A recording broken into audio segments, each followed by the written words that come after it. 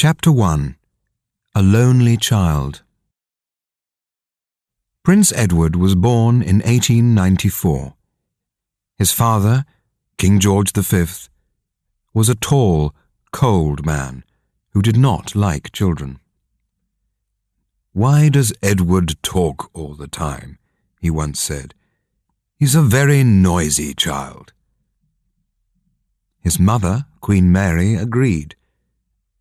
"It doesn't matter if Edward is happy or unhappy," she said. "A child must be silent and strong." The family lived in Buckingham Palace, which had 600 rooms. There were 8 kitchens, 19 bathrooms, 24 toilets, 11 dining rooms, 17 bedrooms, and 21 sitting rooms.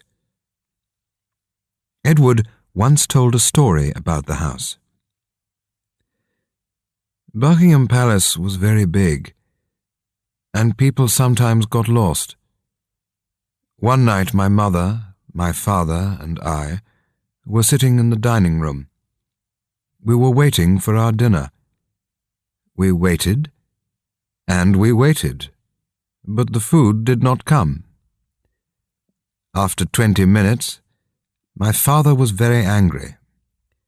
He stood up and went to the kitchen. 'Where is the cook?' he shouted. 'And where is my food?' 'But, sir,' the cook replied, 'your dinner left the kitchen 15 minutes ago. Hasn't it arrived yet?' 'No, it hasn't,' my father shouted. 'And I'm hungry.' The king left the kitchen and began to look for the food. 10 minutes later, he saw a woman who was carrying 3 plates of meat and potatoes. 'What happened to you?' my father said. 'Why didn't you bring us our dinner?' 'I'm sorry, sir,' the woman replied. 'There are a lot of dining rooms. I couldn't remember where to go. But if you return to the table, sir, this time I can follow you to the right room.' Edward did not go to school with other children. He stayed in Buckingham Palace, where he had a special classroom just for him. This is how Edward described his lessons.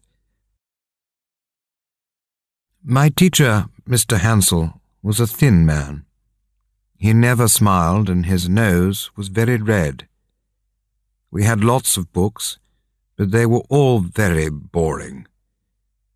They were full of words, and they didn't have any pictures.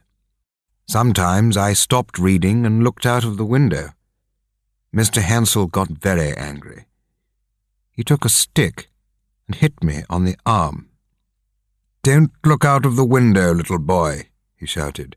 'Look at the book.' He hit me many times, and my arm was red.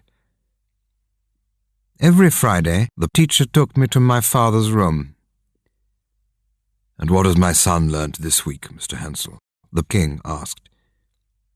And the answer was always, 'Not very much, I'm afraid, sir. Edward doesn't like his lessons. He never listens to what I say.'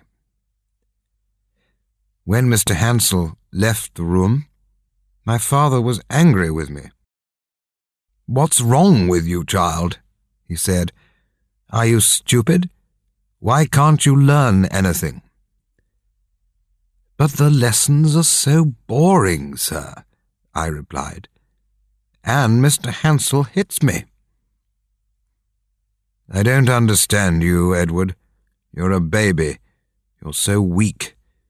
You'll never be a good king. A king must be strong. Go to your room and stay there until the morning.'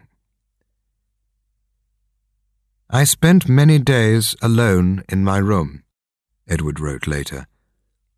I never played with other children, and I didn't have any friends.